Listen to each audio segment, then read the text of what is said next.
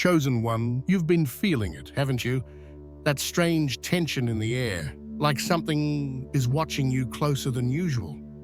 It's not paranoia. It's heaven, measuring your every step. August 15th is not random. It's a checkpoint in your destiny. The final test before the release you've been waiting for. And here's the thing. This test won't show up with flashing lights or loud warnings. It will come quietly. It will look safe. It might even feel like the answer to your prayers. But inside, it's a question from God. Will you choose me over comfort, purpose over distraction, spirit over flesh? Pass this, and everything changes.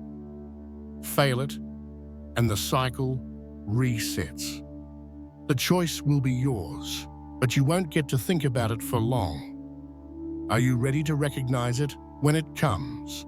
Chosen one, I need you to pay attention right now. This isn't just another day, and deep down, you already know it. There are days that pass without leaving a mark, and there are days when heaven leans closer, watching your steps, your words, and even your hidden thoughts. August 15th is one of those days. For weeks now, something inside you has been stirring. You may have felt it as restlessness, a strange tension, or even as waves of unusual peace that arrive without explanation. But the truth is, the air is different. The field around you is charged. It's the kind of atmosphere that doesn't scream for your attention, but whispers, and if you're not listening, you'll miss it. You see, God's tests are not like the tests of men. He doesn't bring them to humiliate or to expose your weaknesses to the world. He allows them to reveal the hidden places in your foundation, the cracks you didn't know were there, the strengths you forgot you had, the loyalty you claimed, but now must prove. And this one is subtle. It won't arrive in the form of a giant storm or a dramatic fight. It will come in the form of small choices. Maybe it will be a conversation that seems harmless at first, but has the power to stir old wounds. Maybe it will be an opportunity that looks like a blessing but feels strangely off the moment you think about saying yes. Maybe it will be the temptation to return to an old habit, an old connection, an old way of thinking that you thought you left behind. That's why you have to be present. Because on the surface, August 15th may look exactly like August 14th. The same routine, the same faces, the same surroundings. But in the unseen realm, heaven is watching more closely than usual. The enemy will try to camouflage his moves in familiarity. He will hide his traps in what you already know. And if you walk through this day on autopilot, you might miss the moment you've been prepared for. The real test here is not about how much you know, but about the posture of your heart. Will you move quickly, trying to control and fix everything on your own? Or will you slow down, breathe, and let God lead the moment? Will you see that sometimes the easiest road is the most dangerous one? Pay attention to the too easy offers, the coincidental encounters, the sudden shifts in emotion. Often the test is wrapped in what feels convenient, and convenience is rarely the road of transformation. This day is calling for your spiritual alertness. It's asking you to choose not from fear or pressure, but from alignment. Remember, heaven isn't just looking at what you choose, but why you choose it. You can make a choice that looks right on the outside, but is wrong in the spirit, because your heart was in the wrong place. You can also make a choice that seems costly, but opens a door God has been waiting to give you. And here's something you need to hold close. This test is not about God finding out who you are. He already knows. It's about you discovering who you've become. That's why the pressure feels as different right now. That's why you can sense a quiet pull inside you, urging you to slow down, to think twice, to pray once more before you step. If your chest feels heavier than usual, if your thoughts seem sharper, if you notice yourself being extra careful with your words, lean into that. It's not anxiety, it's not overthinking.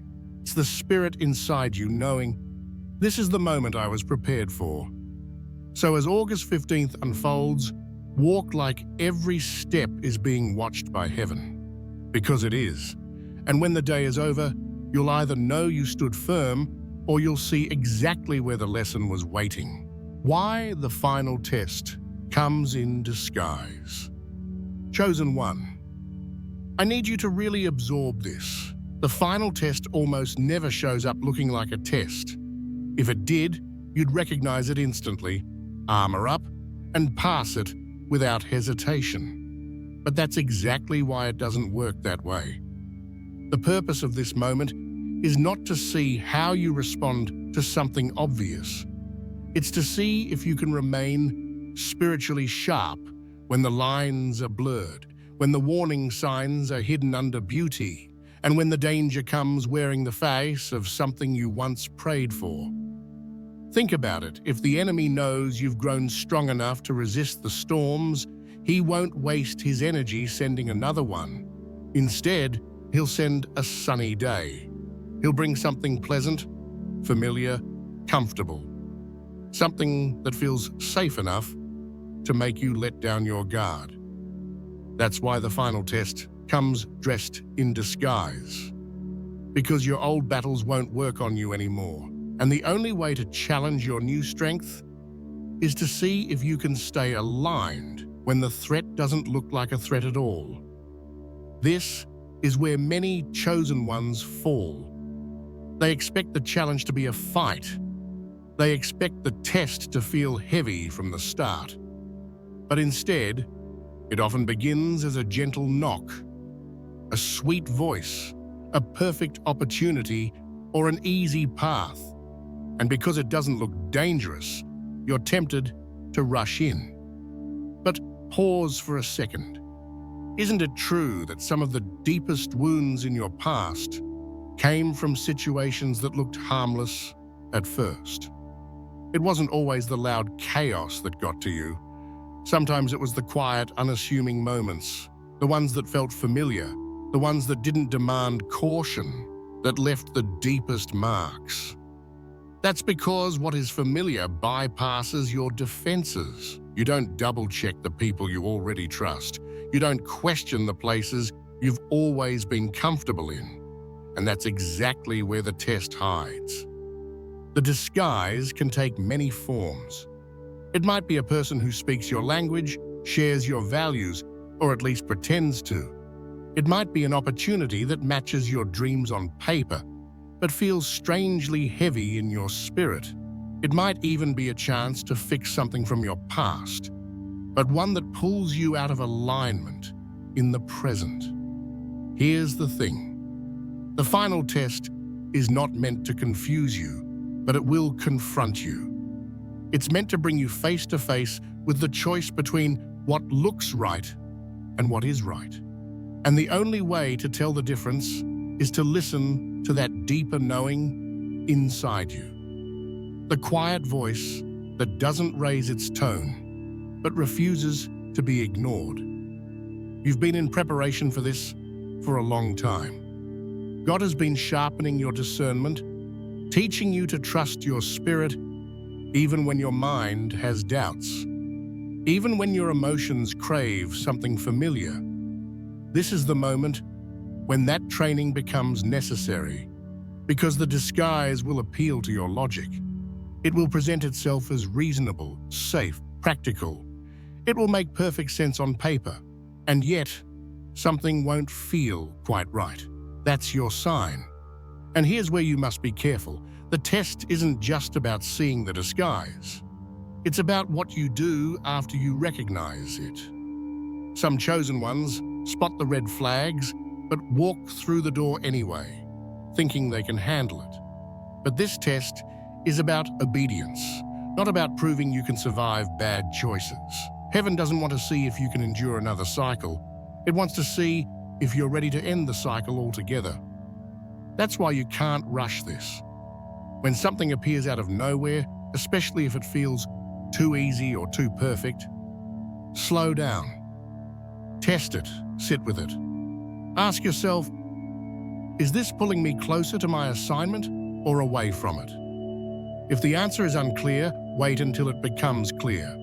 Pressure is almost always a sign to pause, not to act faster. And understand this, the disguise works both ways. Sometimes, the thing you're avoiding because it looks too hard is actually the real blessing. And sometimes, the thing you're eager to grab because it looks too good is the very thing that would delay you. That's why the final test requires more than sight. It requires discernment, sharpened by intimacy with God. Without that, you'll judge based on appearance. And appearance is exactly what the disguise is designed to manipulate. The truth is, this test is not about God discovering if you can tell right from wrong. He already knows. It's about you discovering whether you trust Him enough to walk away from something that looks like everything you've been praying for. If He tells you it's not for you, that is the essence of spiritual maturity, trusting His no even when you desperately wanted a yes. So as you move through this day, be mindful. Don't be seduced by the easy road. Don't let the sweetness of the moment make you forget the bitterness of past mistakes. And remember, the disguise is only as powerful as your willingness to ignore what your spirit is telling you. If you stay present, you'll see through it. And once you see it, you'll realize the final test was never here to break you, but to prove that nothing, not even beauty in disguise, can pull you away from your true assignment. Chosen one, the final test isn't just about the situation in front of you.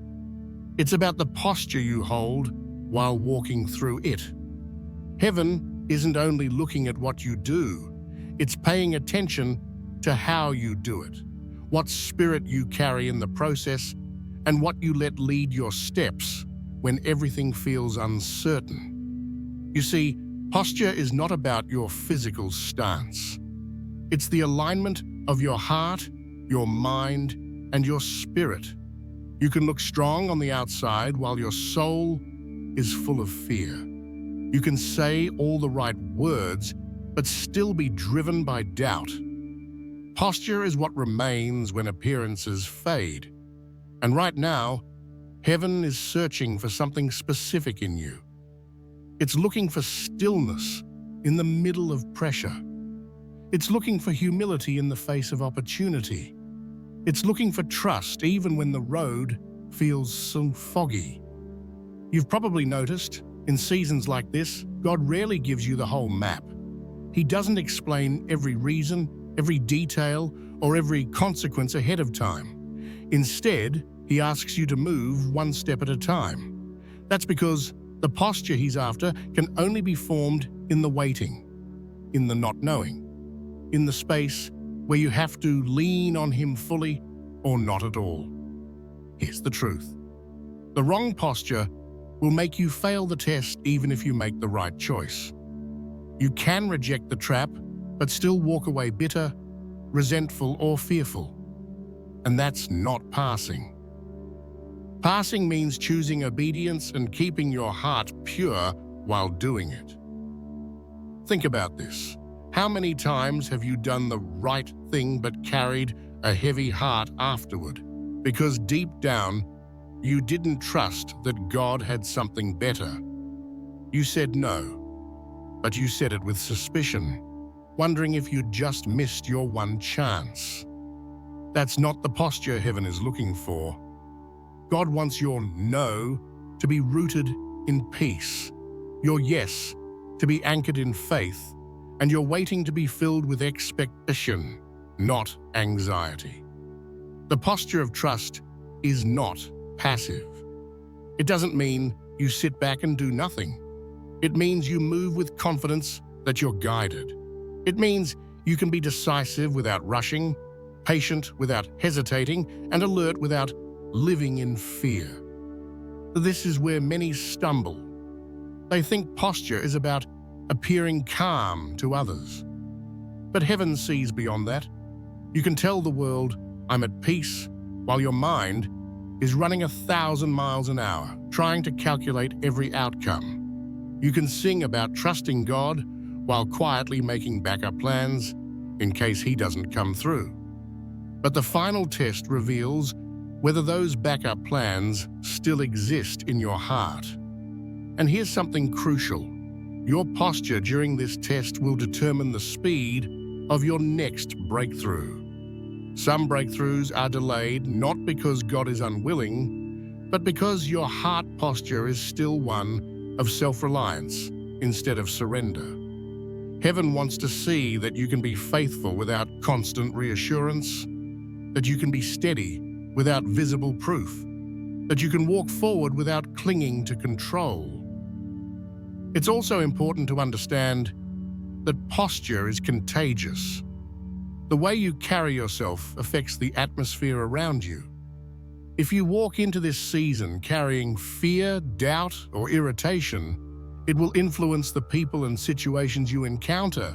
But if you walk in carrying peace, certainty, and gratitude, even in the middle of the unknown, you'll draw alignment to you. That's why God is so intentional about shaping your inner stance before He shifts your outer circumstances. So, what does the right posture look like here? It looks like answering slowly instead of reacting instantly. It looks like checking in with your spirit before committing to anything. It looks like keeping your words clean, refusing to speak from fear or frustration. It looks like resting in prayer, even if you don't feel like praying. The truth is, anyone can worship after the breakthrough, but heaven is looking for the ones who worship in the middle of the test. Anyone can be grateful after the blessing, but heaven is looking for the ones who stay grateful while the blessing is still hidden. Chosen one, the final test is your opportunity to prove that you've learned how to walk in alignment without constant validation, that you can stay steady even when there's no applause, no explanation, and no visible reward in sight. And when heaven sees that posture in you, the one that says, "God, I trust you even here," the disguise of the test begins to fall away, and the reason for it all becomes clear. Chosen one, there's something you need to understand about this phase. The final test is not only about the decision you make, it's about the state you remain in while making it. And if there's one thing the enemy wants more than your choice, it's your peace. Because if he can't derail your path, he'll try to damage your heart on the journey. You see, peace is more than a feeling, it's a weapon. When you carry peace, you can hear God more clearly. You can see through confusion. You can move with discernment. But the moment your peace of sin is disturbed, you become easier to manipulate. That's why so many attacks during the final test are aimed not at your opportunities, but at your emotional stability. This can come in many forms. Maybe it's a sudden disagreement with someone close to you. Maybe it's unexpected financial tension. Maybe it's an old memory that pops up and stirs shame or fear. None of these are coincidences. They're distractions designed to make you act from panic instead of purpose. If your mind is restless, your spirit will struggle to stay sharp. And in this test, sharpness is everything. So how do you protect your peace? First, you have to recognize what steals it. For some, it's overthinking, replaying conversations, imagining worst-case scenarios, trying to solve problems that don't even exist yet. For others, it's letting in too many voices, scrolling endlessly, listening to people's opinions, absorbing their anxiety as if it's your own. And sometimes, it's simply staying too busy, filling your schedule so much that you don't have space to breathe, pray, and listen. During the final test, your peace will often be challenged in subtle ways. A harmless comment might feel like a personal attack. A small delay might feel like a sign everything is falling apart. That's why you have to keep reminding yourself, not every disturbance deserves a reaction. Not every thought deserves your attention. And not every battle deserves your energy. One of the most powerful ways to protect your peace is to set boundaries, not just with people, but with your own thoughts. When fear tries to take over, you stop it and ask, is this God speaking, or is this just my anxiety talking? When impatience rises, you remind yourself, I'm not late, I'm in alignment. When an offense tries to settle in your heart, you choose to release it before it grows into bitterness. And here's something important. Protecting your peace doesn't mean avoiding challenges. It means facing them from a place of calm authority instead of reactive emotion. It's the difference between being in the storm and letting the storm be in you. You might have wind all around you, but you don't have to let it shake the center of your spirit. The truth is, the enemy studies your triggers. He knows exactly which buttons to press to make you lose focus. And during the final test, those buttons will be pressed more often. That's why you need to be intentional. Wake up already anchored. Pray before the problem shows up, so when it does, it finds you steady. Feed your spirit with truth before lies try to slip in. Remember, peace is not weakness. It's not passivity. It's authority under control. It's knowing you could fight, panic, or force things, but you choose not to because you trust the one who is fighting for you. It's a silent declaration to heaven and to hell that you're not easily moved. Chosen one, your peace is proof you've grown. Years ago, you might have reacted instantly, argued endlessly, or made impulsive choices just to feel in control. But now, you can pause. You can wait. You can let God speak before you move. And that kind of posture terrifies the enemy, because he knows that a peaceful chosen one is an unstoppable chosen one. So guard it. Protect it like the treasure it is. Because in this final test, your peace isn't just keeping you steady, it's guiding you to the very outcome heaven has prepared. Chosen one of the most dangerous traps in the final test is the temptation to perform for the approval of heaven, people, or even yourself. Somewhere deep down you might think, if I can just prove I'm ready, if I can show I've learned enough, if I can earn this breakthrough, then it will finally come. But here's the truth. The final test is not about impressing anyone, it's about alignment. And alignment doesn't require performance. You have to understand this. God isn't looking for a staged version of you. He's not grading you on how perfectly you smile through the pressure, how eloquently you pray in public, or how spiritually put together you appear. The final test is not a competition for who can look the most faithful. It's a measure of who can be faithful when nobody is watching, when no one is clapping, when the spotlight is completely gone. This is where so many stumble. They mistake obedience for overcompensation. They think they need to do more to pass. So they exhaust themselves, say yes to everything, and push past their own limits trying to prove they are ready. But the truth is, the need to prove yourself often comes from insecurity, and insecurity is exactly what the test is here to expose and heal. God is not asking you to be loud right now. He's asking you to be true. He's asking you to make choices from a place of genuine conviction, not from the fear of missing your moment. Sometimes, the most powerful move you can make in this season is to do less. To stay still when your flesh wants to run. To speak only when heaven gives you the words. To let your actions flow naturally from your spirit instead of forcing them from your ego. Performance is exhausting because it requires constant validation. You have to keep wondering, am I doing enough? Did they notice? Did it work? But real alignment removes that anxiety. When you're aligned, you move in peace. You trust that your obedience, even in small steps, is more powerful than grand displays done for the wrong reasons. And here's something I want you to hear clearly. The final test often involves situations where nobody's keeping score. You might walk away from something toxic and no one thanks you for it. You might refuse a shiny opportunity and people think you're foolish. You might stay hidden in a season when everyone else is rushing to be seen. And if you're still tied to performance, those moments will feel like failure.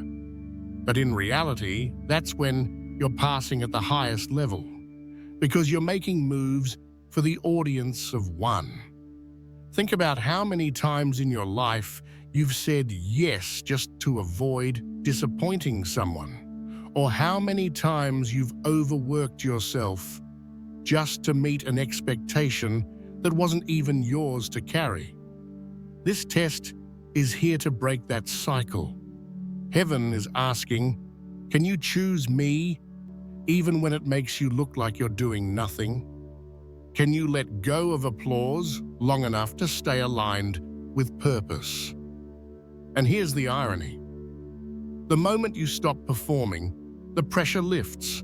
You stop chasing timelines, comparing your pace to others, or forcing results. You realize that what is for you cannot be taken, delayed, or replaced by anyone else's actions. The freedom that comes with that is the very thing that allows you to pass this test. The enemy will try to convince you otherwise. He'll whisper, if you don't act fast, you'll miss it. If you don't prove yourself now, God will move on without you. But that's a lie rooted in scarcity, not in faith. The truth is, heaven is patient. If God prepared it for you, it's not going to be handed to someone else because you didn't perform hard enough. The only thing performance does is drain you before the real blessing even arrives. Chosen one, hear me. Passing without performance means you've learned to trust that who you are in God is already enough. You don't need to decorate it, overcompensate for it, or rush to prove it.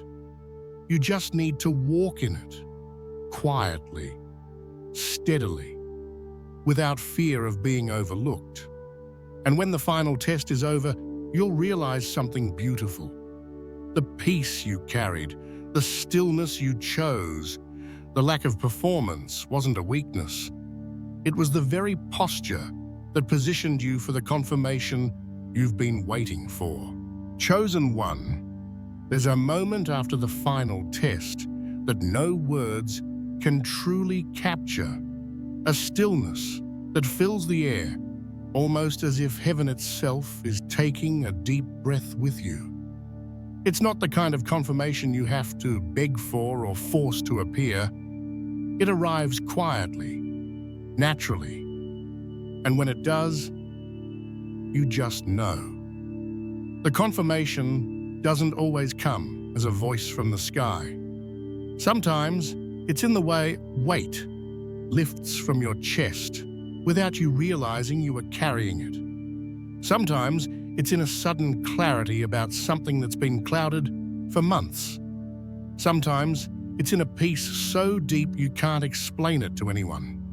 You just feel anchored, like nothing could shake you, even if it tried.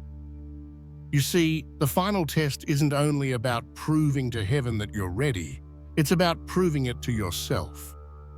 The confirmation is heaven's way of saying, you stood. You didn't break. You stayed in alignment, even when it would have been easier to run. And that awareness changes you. Because once you know you can walk through the fire without losing yourself, you'll never doubt your resilience again. In many cases, the confirmation is subtle. It might be a door that suddenly opens without effort. It might be the return of something you thought was lost forever, not because you chased it, but because it found you when you were in the right posture. It might be a conversation that seems ordinary, but something in the way it lands tells you, this is the moment I've been prepared for. But here's the key. The confirmation doesn't create your victory. It simply reveals it. The victory happened the moment you chose obedience over comfort, trust over control, stillness over panic. The confirmation is heaven, allowing you to see the fruit of what's already been decided in the Spirit. And chosen one, when that moment comes, it changes everything. Not because your circumstances instantly transform, sometimes they will, but often they won't right away. But because you have transformed. The version of you who entered this test is not the version who is walking out. You're steadier now, quieter in your spirit, more rooted in your faith. You don't need to force anything because you've seen that alignment is stronger than effort. There's something else you need to understand. The confirmation is also a seal. It marks the end of a test and the beginning of a new assignment. Once you've been confirmed, there's no going back to old patterns. Heaven doesn't confirm what it doesn't intend to use. This means the next doors you walk through are random. They're strategic, placed there, because you've shown you can handle them without breaking alignment. Sometimes the confirmation will be personal, something only you and God will understand, and that's intentional. Not every proof of your readiness is meant to be shared. Some things are meant to remain between you and the one who prepared you. That way, no one can question it, distort it, or take credit for it.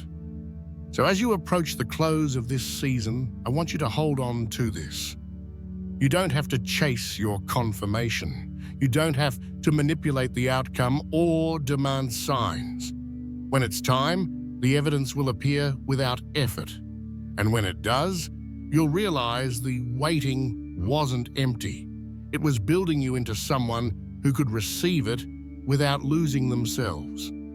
Chosen one, you've been walking under heaven's watchful eye this entire time. And soon, you will feel that quiet shift, the one that lets you know the test is complete. When that happens, take a moment to breathe it in, to thank God for the process, and to step forward knowing this truth. You didn't just pass the final test. You became the kind of person who no longer fears the next one.